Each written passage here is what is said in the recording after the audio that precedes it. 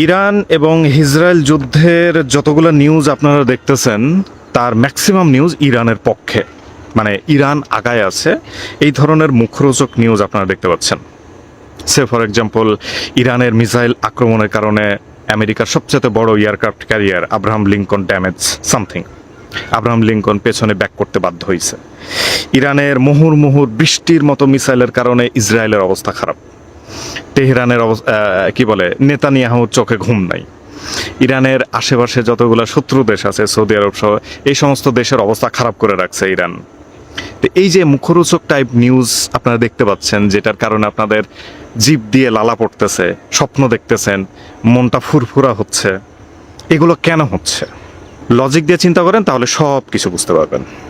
নমস্কার সুপ্রিয় দর্শক শ্রোতা, সকলকে স্বাগত হিন্দু লাইফস ম্যাটার ইউটিউব চ্যানেলে। দর্শক, Iran, Israel, United States war এখন প্রায় এক সপ্তাহ 8 দিন হয়েছে। এর মধ্যে অনেক কিছুই ঘটছে, আমরা দেখতে পাচ্ছি হামলা পাল্টা হামলা। আবারও বলছি যে ইরান যেই হামলাগুলা করতেছে, it is expected of them to do it, কিন্তু এটাকে খুব বড় বেশি করে দেখানো হচ্ছে বিভিন্ন মিডিয়াতে। তো আমরা মিডিয়াতে একটা লক্ষ্য করি জিনিস, যেটা হইল ট্রাম্প ডিরেঞ্জমেন্ট সিনড্রোম, এটাকে টিডিএস বলে আর কি। তো যেমন অনেক সময় আমরা দেখি ইন্ডিয়া ডিরেঞ্জমেন্ট সিনড্রোম বা আইডিএস যেটাকে বলে, যে ইন্ডিয়ার বিরোধিতা একটা প্রথাগত বিষয় মিডিয়ার কাছে, সেরকমই মিডিয়াতে ট্রাম্প ডিরেঞ্জমেন্ট সিনড্রোমটা, টিডিএসটা খুবই প্রকট, খুবই প্রবল, এবং এটা শুরু থেকে, এটা 2000 তার ফার্স্ট টার্মেও এবং তার এই সেকেন্ড টার্মেও আমরা দেখতেছি। আপনি মিডিয়াকে যদি পোল করেন তাহলে দেখবেন যে মিডিয়ার 90% is suffering from TDS. তো আপনারা বাংলাদেশের বিভিন্ন পত্রপত্রিকায়, যেগুলো নাকি ভিন দেশের পত্রপত্রিকা থেকে কপি করে যে নিউজগুলি করে, আপনারা দেখবেন যে ছবি দিচ্ছে একটা, ধরেন ইরানের অভ্যন্তরে বিমানবন্দর ঘুরিয়ে দেওয়ার ছবি দেওয়া হচ্ছে, কিন্তু খবরের পাশের খবরের শিরোনাম থাকবে যে ইরান ব্যাপক হামলা চালাচ্ছে ইসরায়েলে বা মার্কিন স্থাপনাগুলিতে। মানে খবরের সাথে ছবির, মানে মূল খবরটা যেইভাবে পরিবেশন করা হয়, ছবিটা অন্যটা দেয়, ঠিক আছে?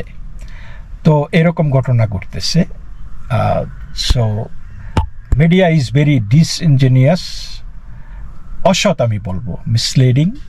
তারা ইরানে দেখবেন কিছু CNN এর সাংবাদিক সেখানে ইরানে গিয়ে বলতেছে এইখানে এভরিথিং ইজ নর্মাল, তেলের লাইনের কোনো লম্বা লাইন নাই, গ্রোসারি স্টোর বা দোকানপাট মোটামুটি প্রচুর জিনিসপত্র আছে, কোনো প্যানিক চলতেছে না।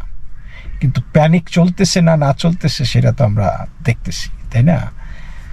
ইরানের 42টা নেভি শিপ সোফার ইজ গন, মানে নেভি ইজ টোটালি অবলিটারেটেড। ইরানের অধিকাংশই সামরিক জিনিসপত্র শেষ হয়ে গেছে।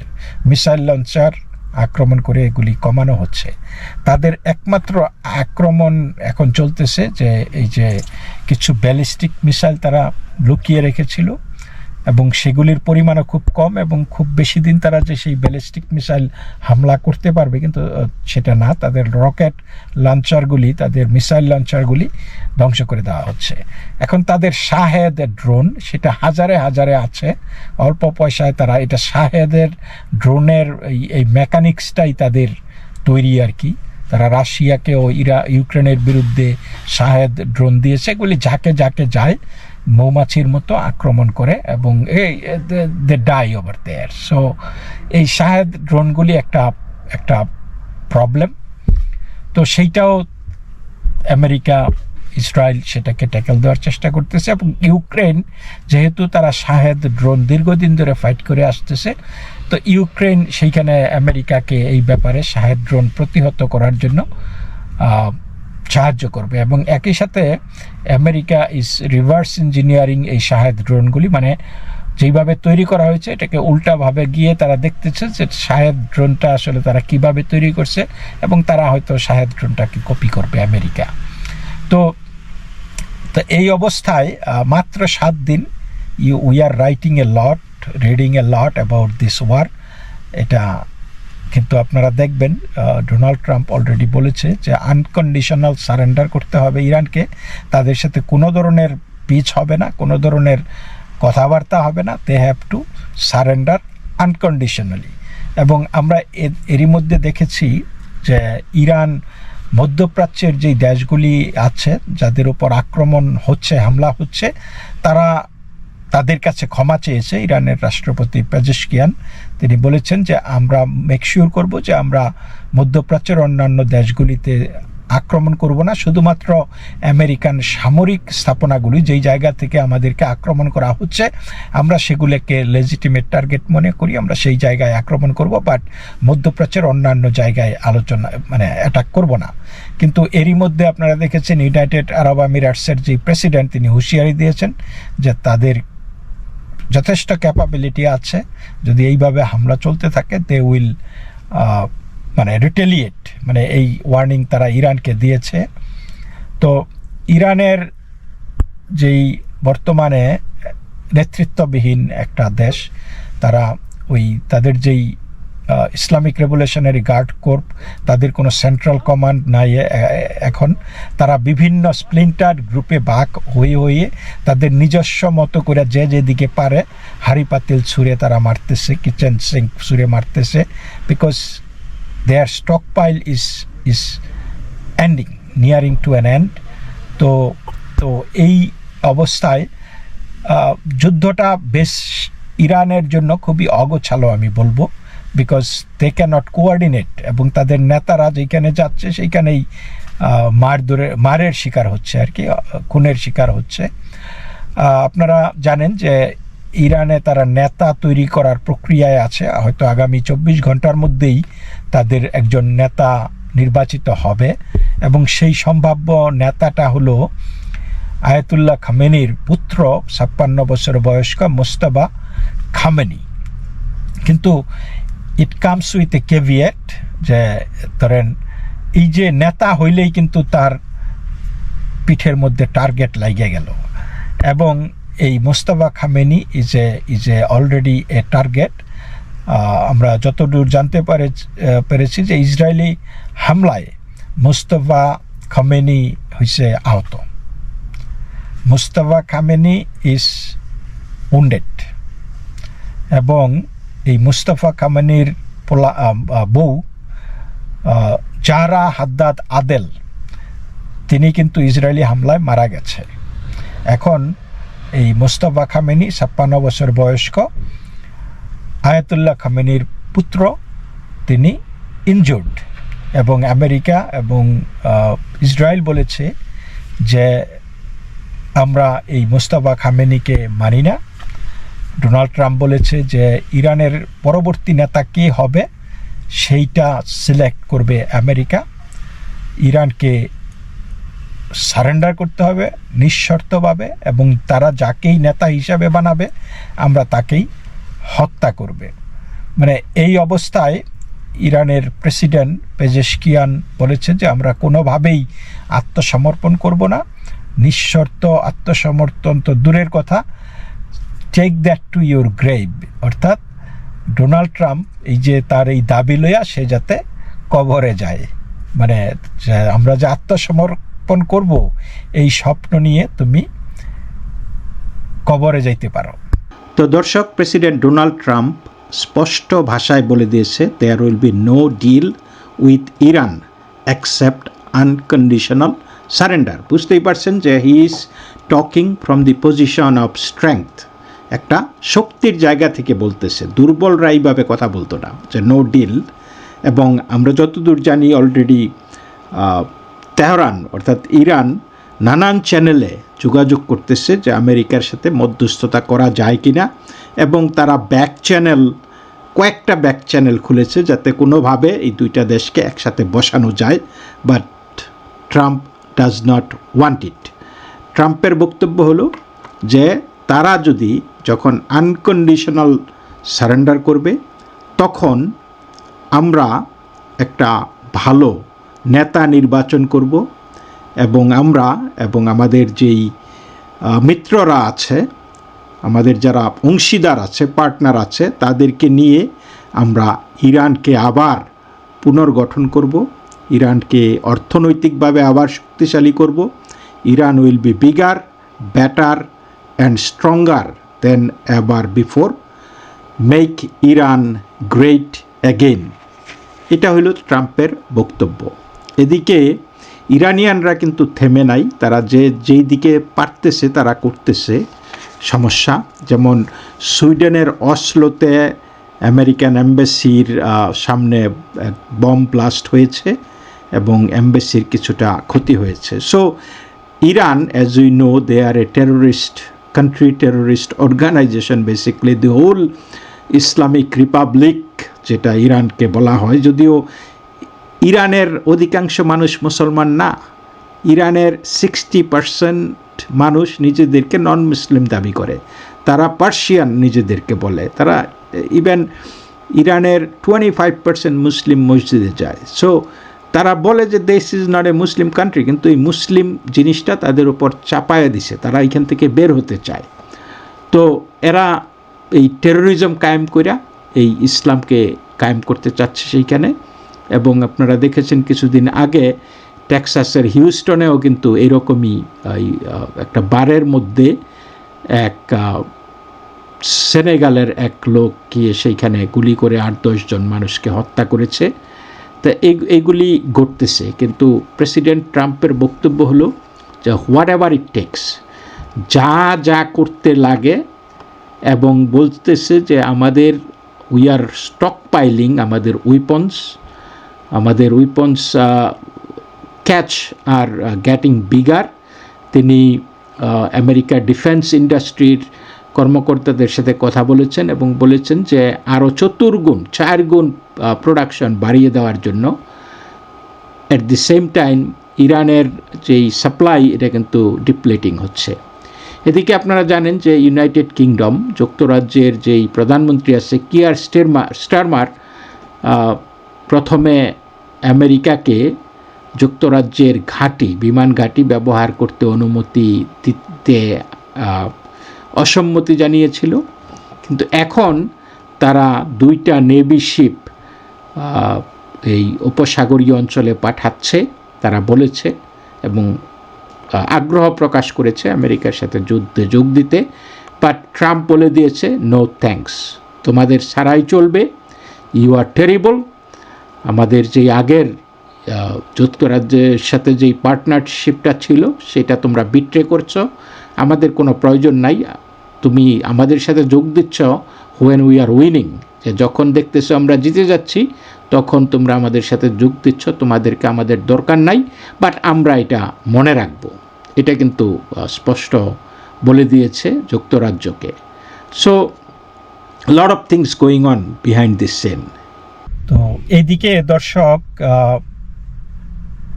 ইরানিয়ান লিডার আয়াতুল্লাহ খোমেনির যেই সুপ্রিম কাউন্সিল আছে আর কি, সেই সুপ্রিম কাউন্সিলের নেতা আলী লারিজানি তিনি বলেছেন যে তাদের যেই সুপ্রিম লিডার আয়াতুল্লাহ খোমেনিকে হত্যা করা হয়েছে, তাদের লিডারশিপকে যে হত্যা করা হয়েছে তার প্রতিবাদ, মানে তার কি বলে প্রতিশোধ তারা নেবে। তিনি আলী লারিজানি, যিনি ইরানের সুপ্রিম ন্যাশনাল সিকিউরিটি কাউন্সিলের সেক্রেটারি, তিনি একটি এক্সে একটি বার্তা দিয়েছেন। তিনি সেখানে বলেছেন যে we won't late Trump of the hook, he must pay the price, he has মার্টার্ড our leader and our people. This isn't a simple matter. We won't let it go until we retaliate in kind. অর্থাৎ ট্রাম্পকে হত্যা না করা পর্যন্ত আমরা থামব না, basically সেই কথাটাই বলেছে। এবং এদিকে আমরা দেখেছি যে হরমুজ প্রণালীতে Iran is creating a lot of havoc. তারা ওই শিপ যাতে এখান দিয়ে পাস না হতে পারে সেইটার জন্য ওয়ার্নিং দিচ্ছে, বা একটা মাল্টিজ বা মাল্টার পতাকাবাহী একটি অয়েল ট্যাঙ্কারে তারা হামলা করে সেটাকে জ্বালিয়ে দিয়েছে। তো এই হরমুজ প্রণালী দিয়ে বিশ্বের 20% তেল যাতায়াত করে আর কি। তো তেলের দাম এর মধ্যে বেড়ে গেছে, হুইচ ইজ নর্মাল, যে এই পরিস্থিতিতে যখন ডিসরাপশন অফ সাপ্লাই হয় তখন তেলের দাম বেড়ে যায়। তবে এগেইন আমি বলতেছি যে এটাকে খুব বড় করে দেখার কিছু নাই, বিকজ হরমুজ প্রণালী is very strategically located near Iran, এবং ইরানের বেশ কন্ট্রোল আছে সেখানে। এবং স্বাভাবিকভাবেই তাদের যেই শাহেদ ড্রোনগুলি আছে সেই ড্রোনগুলি মানে যথেষ্টগুলি সে কামিকাজি ড্রোন আর কি,